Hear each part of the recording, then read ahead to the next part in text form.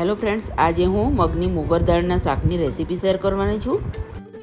તો એક કડાઈમાં 2 table spoon oil લીધું, અડધી ચમચી જીરું, અડધી ચમચી હિંગથી વઘાર કર્યો, એક સૂકું લાલ મરચું, લવિંગ અને તજનો ટુકડો લીધો, એક ટામેટાને કટ કરીને લીધું.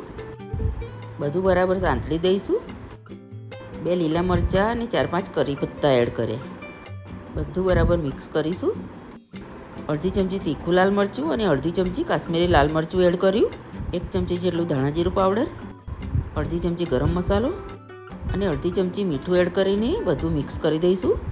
2 કલાક પલાળેલી દાળ લીધી, આ 1 વાટકી જેટલી છે. 1 ગ્લાસ જેટલું પાણી એડ કર્યું.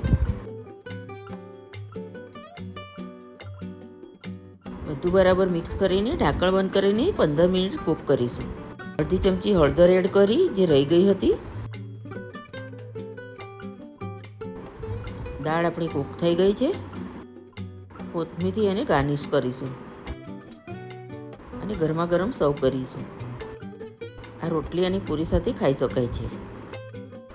બાય ફ્રેન્ડ્સ, ફરી મળીશું નવી રેસીપી સાથે. રેસીપી પસંદ આવે તો લાઈક અને સબસ્ક્રાઈબ કરવાનું ના ભૂલતા.